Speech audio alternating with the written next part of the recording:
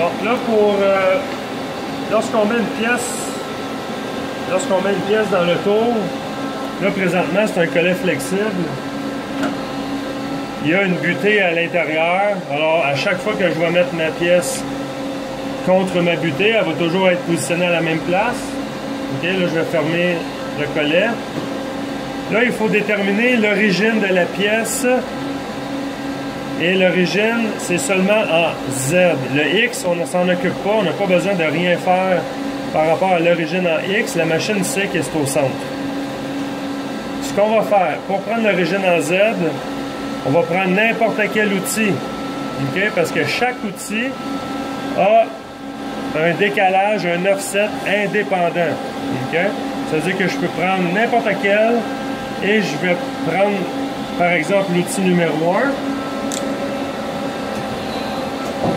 Okay, l'outil numéro 1, c'est l'outil de base, c'est pour surfacer puis dégrossir la pièce. Je vais prendre cet outil-là et je vais venir toucher la face de ma pièce. Okay? Ce que je fais, c'est manuellement, je déplace mon outil. Je peux aller plus rapidement en appuyant sur l'axe et en appuyant sur le bouton du centre. Fait que si j'appuie les deux, on voit que ça va plus vite. Même chose en X. OK. Et là,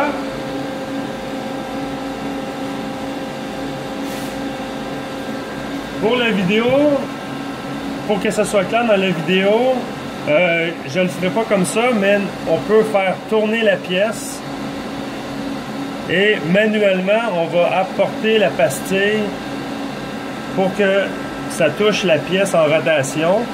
Et là, on peut surfacer tout le devant de la pièce là, pour s'assurer que c'est bien nettoyé, qu'on touche partout. Mais là, pour la vidéo, je vais prendre un bout de papier. Okay? Je m'en vais en mode jog, ok? Et je vais activer par exemple le Z pour me déplacer en Z. Et 1 millième, ça devrait, c'est suffisant, là, 1 millième. Là. Et là, je vais me déplacer manuellement avec la roulette. OK? Et là, avec le bout de papier, je viens toucher. Là, mon papier est pris. Ça veut dire que mon outil touche presque à la pièce. Il y a peut-être un 2 millième là, de différence. Mais pour l'exercice, là, on va s'en tenir à ça. La pastille touche le devant de ma pièce. Et là, l'opération qu'il y a à faire ici,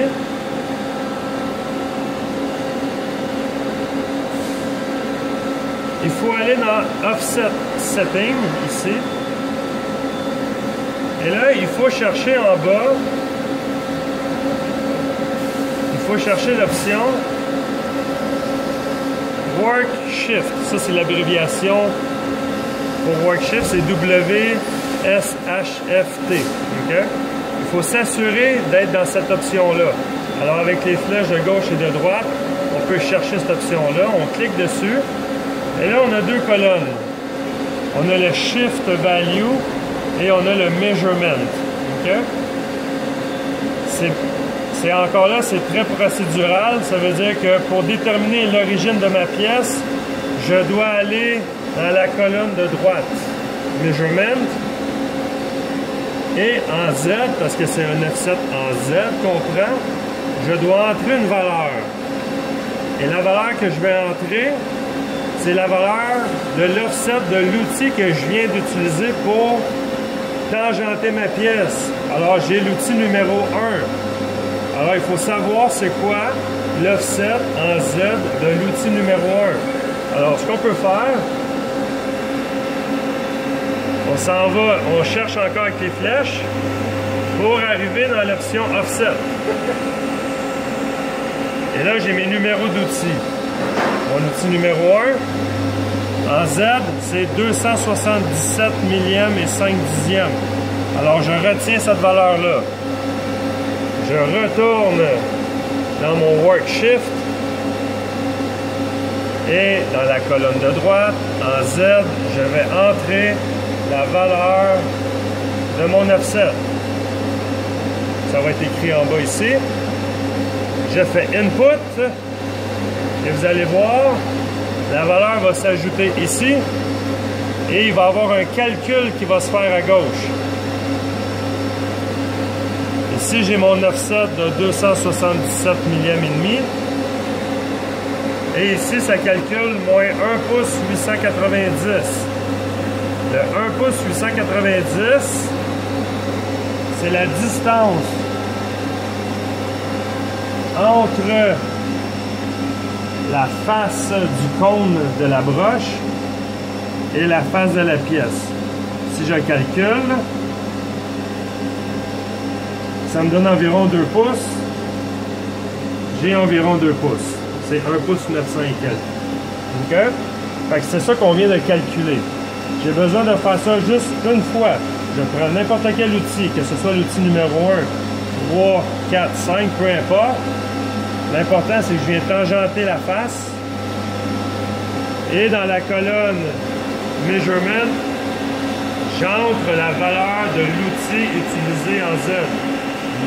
Et le calcul va se faire automatiquement. Et là, on vient d'établir l'origine pièce. Tout est prêt, on peut rouler le programme maintenant. Et supposons que tu veux bouger ton origine. Si on a besoin de corriger l'origine de la pièce, c'est-à-dire je dois la déplacer soit à gauche ou à la droite, on va dans la colonne Shift Value, c'est cette valeur-là qu'on va modifier. Là, on a plusieurs options. Soit qu'on rentre la valeur manuellement, ça veut dire si on a besoin de la déplacer de 30 millièmes par la gauche, je peux écrire moins 1.862.